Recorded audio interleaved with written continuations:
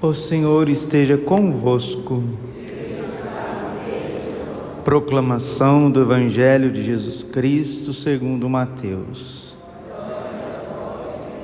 Naquele tempo, quando Jesus chegou à outra margem do lago, na região dos Gadarenos, vieram ao seu encontro 2 homens possuídos pelo demônio, saindo dos túmulos. Eram tão violentos que ninguém podia passar por aquele caminho.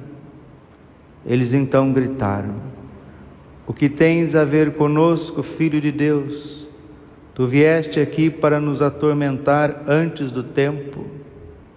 Ora, a certa distância deles, estava pastando uma grande manada de porcos.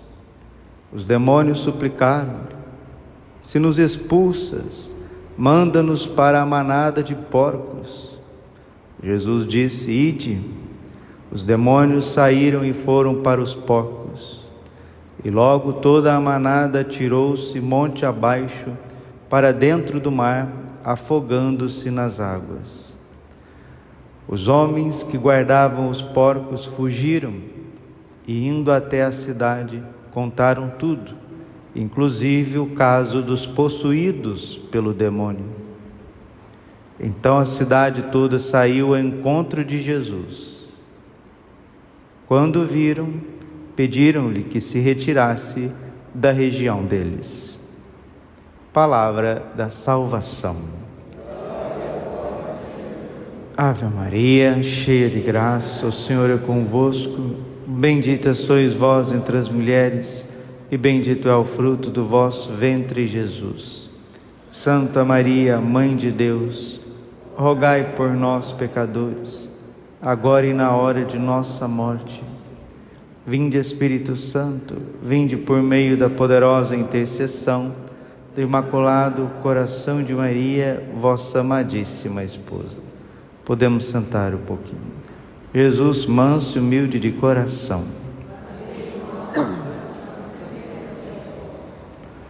Os grandes exorcistas, também ao mesmo tempo, homens versados na teologia e no dom da escrita, eles colocam para nós que temos que tomar cuidado com 2 extremos. Quais? Não achar que tudo é coisa do demônio. Tudo que acontece de mal é o demônio. É o demônio, demônio, tudo demônio. Ai, eu estou com uma tosse aqui, está me impedindo de fazer a homilia. É o demônio, é o demônio. E também não cair num racionalismo de achar que nada é influência do demônio. Então esses 2 extremos devem ser evitados. Se a gente fala que tudo que é mal na nossa vida é uma ação maligna, préternatural, dos demônios, dos anjos caídos, nós estamos indo para um extremo, um fideísmo desequilibrado que não é católico. Mas se por outro lado a gente nega a existência e a ação dos anjos caídos, dos demônios, como dizia o Papa Paulo VI, fugimos do âmbito do catolicismo. Porque quem não crê na existência e na ação dos demônios, disse o Papa São João Paulo II, não crê nos evangelhos. Porque a gente começa a fazer uma interpretação dos evangelhos. Padre, como é que chama a interpretação do evangelho? Quando estuda mais minuciosamente, a gente chama de exegese. Exegese é o estudo mais criterioso da Sagrada Escritura, né? Mas o modernismo, ele tirou a sobrenaturalidade da Bíblia. Então, tudo aqui é para satisfazer o racionalismo de quem está explicando, né? Ou então a ideologia de quem está à frente. São Francisco de Assis, quando ele foi pedir permissão ao Papa para fundar a sua ordem, o Papa deu a permissão e disse: Francisco, se o teu grupo aumentar, se os teus seguidores aumentar, você volte aqui, porque eu quero te dar mais tarefas ainda. E qual que era a regra de vida que São Francisco queria colocar diante do Papa? Santo Padre, dá-nos a tua bênção para que possamos viver o Evangelho de nosso Senhor Jesus Cristo. Sine glossa, sem enrolação, sem muitas interpretações, sem muito florear. Vamos viver o Evangelho. Se o Evangelho de nosso Senhor Jesus Cristo, isso não é fundamentalismo, viu? Porque os maiores intérpretes da Sagrada Escritura são os santos. Veja como Santo Agostinho interpretava o Evangelho. Veja como São João Crisóstomo interpretava o Evangelho. Veja como Santo Irineu de Leão interpretava o Evangelho. A interpretação católica dos Evangelhos é a sagrada tradição. A sagrada tradição da Igreja nos deu os Evangelhos, e os apóstolos, com a sua viva voz, com o seu ensinamento, com a sua transmissão oral, dava a verdadeira transmissão do Evangelho. E o Evangelho está falando para nós que um homem, 2 homens aqui em Mateus, em Marcos diz que é uma legião, um homem possuído por uma legião, e é possuído mesmo, não é uma metáfora.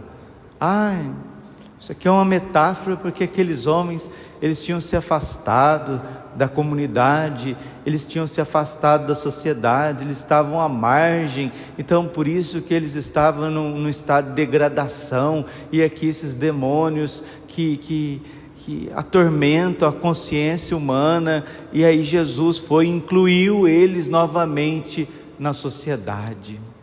Jesus devolveu a dignidade que a família tinha destruído, que a vida tinha destruído, que os governos tinham destruído, que a história deles tinha...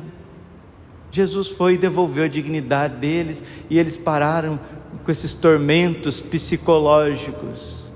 Existem tormentos psicológicos? Existem. Patologias? Sim. Por isso que nem tudo é ação do inimigo de Deus. Mas as duas coisas podem estar juntas.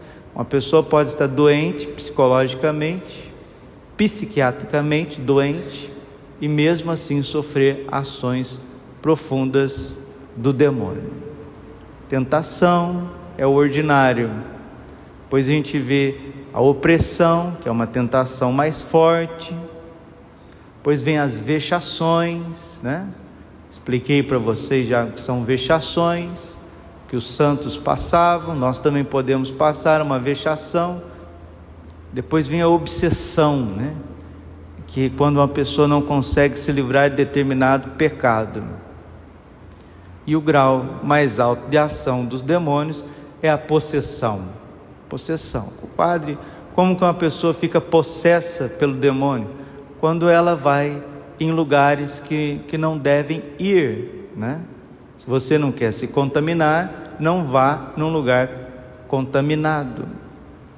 Então a gente não pode pisar em certos lugares, não podemos fazer certas práticas idolátricas, porque isso você está abrindo as portas da tua vida para a ação do inimigo.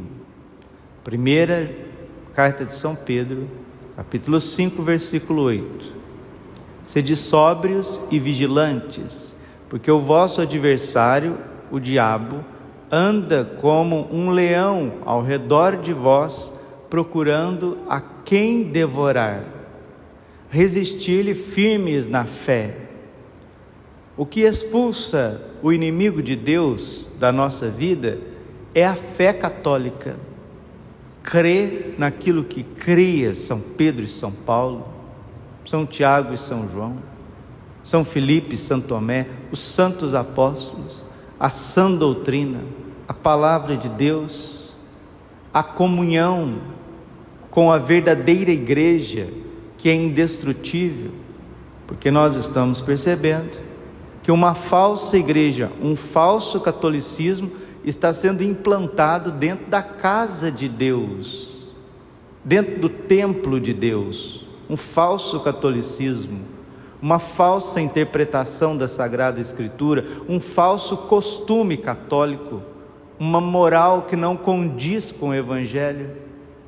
Primeira carta de São João, capítulo 2, versículo 6.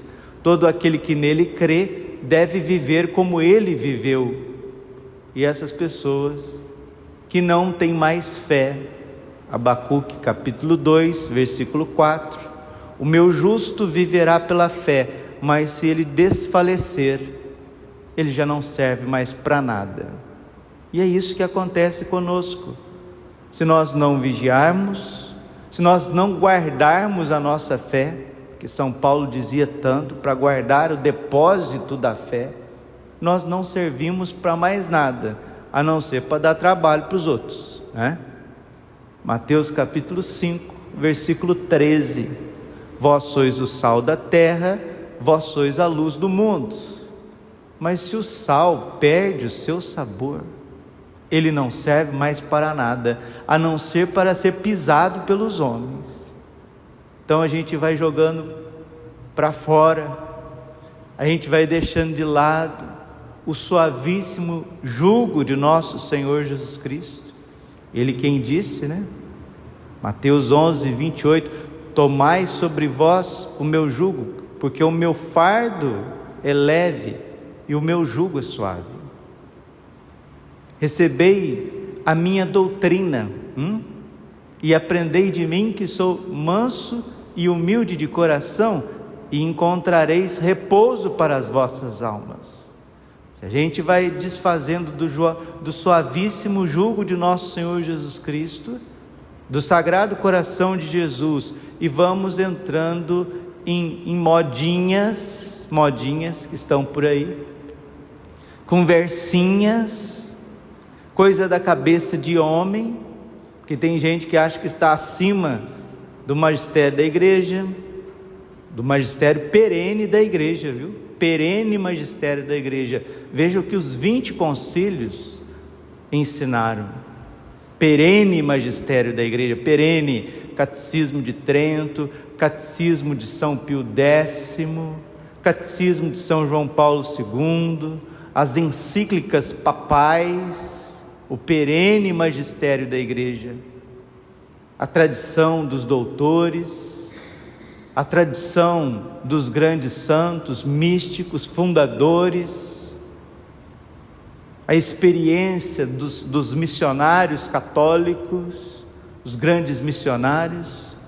Ali está o catolicismo, a liturgia de sempre, não jogar o que é santo aos cães, não jogar pérola aos porcos, porque nós estamos percebendo uma inversão de valores na sociedade como nós nunca vimos, não é? Quem tem 60 anos hoje de idade percebe uma mudança de época? Percebe, mas vamos ser sinceros, vamos ser aqui filosóficos, né? Vamos analisar as coisas de forma mais coerente. Quem tem 60, 65 anos já está desacelerando a sua vida, né? Já fez o que tinha que fazer. Padre, o senhor está chamando eu de velho, não. Pessoa com 60 anos de idade, 65, já teve seus filhos, né? Teve seus filhos, já está vendo os netinhos, já está cuidando dos netos. A pessoa já está desacelerando, não tem muita perspectiva, não tem muitos anseios em relação a esse mundo. Agora é preparar mesmo, como diz Santo Afonso de Ligório, preparar a partida, preparar mesmo, preparação para a morte. 65, 70, Deus pode chamar a qualquer momento. Talvez os mais fortes vivem até 80, diz o Salmo, né? Então é isso.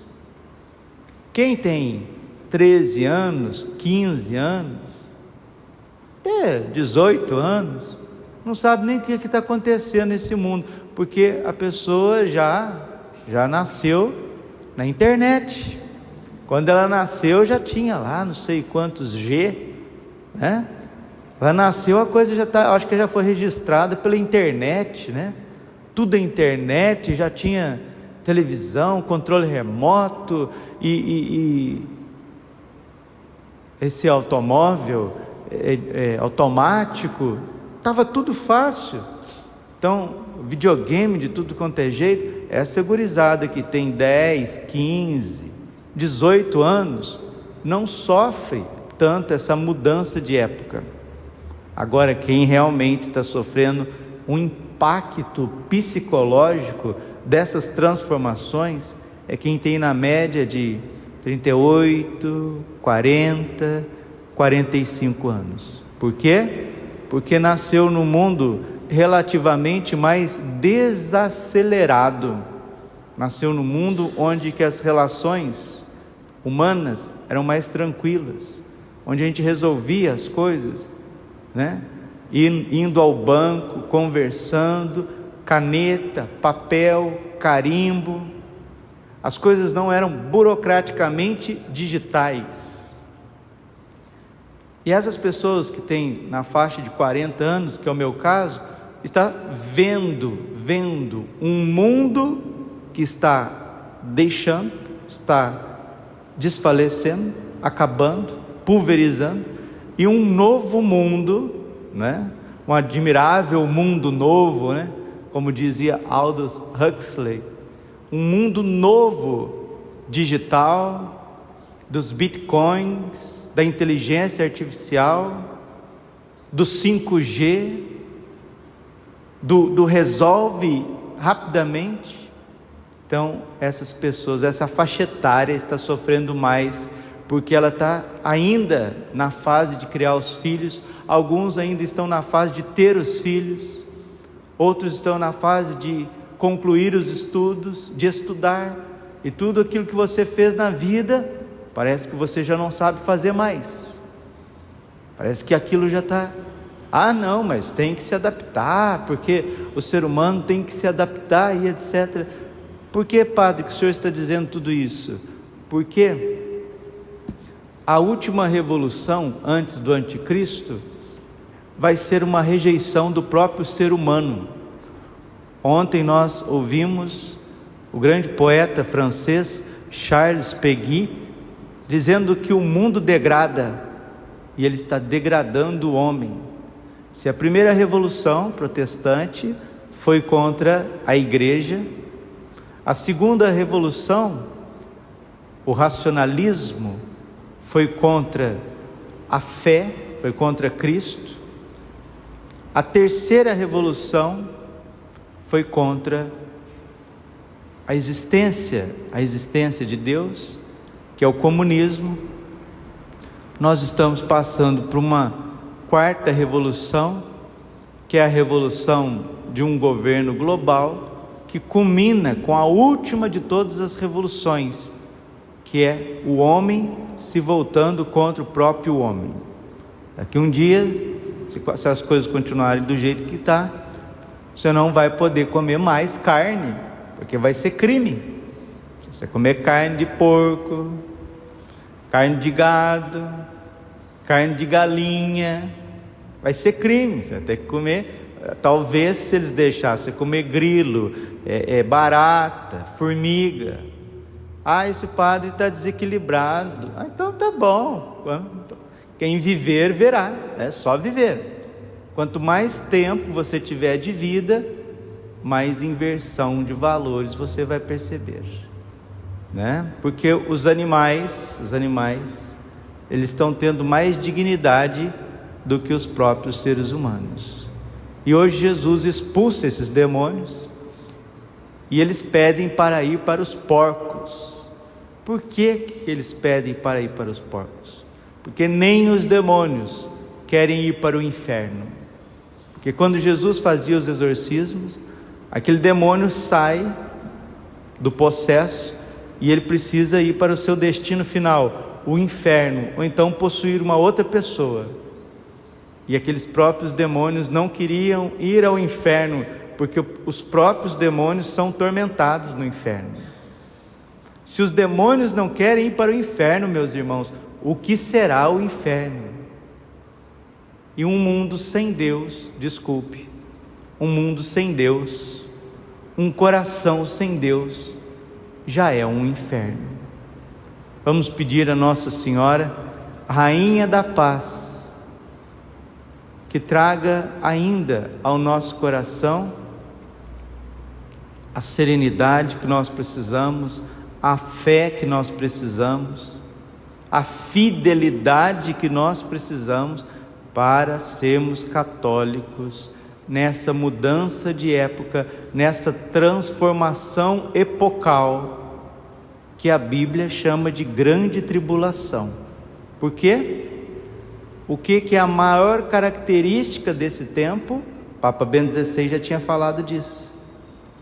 O homem vai perdendo a sua dignidade, o ser humano vai perdendo a sua singularidade e vai sendo substituído por um número digital. Olha a marca da besta, o poder de compra e venda, ele vai sendo substituído. É uma revolução tecnocrática, e quanto mais o mundo for digital, tanto mais nós estaremos perto de um governo global, da manifestação do anticristo. Assim o nosso corpo, né? Quanto mais, os médicos dizem, quanto mais o corpo está ácido, o pH do corpo está baixo, maior possibilidade de desenvolvimento de doenças. Assim também acontece com a humanidade. Quanto mais ela perde a dignidade, o homem perde a sua dignidade individual, quanto mais a sociedade delega para um mundo paralelo, para um universo paralelo, a sua organização, tanto mais nós estaremos perto de uma ditadura virtual.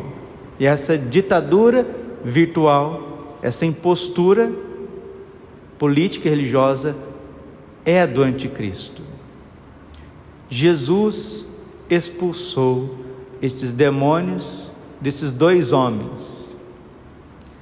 É Ele que virá no esplendor da sua glória dizer: basta, sai dele, vai-te embora, vai devolver novamente à Santa Igreja, ao coração do ser humano, um tempo de paz.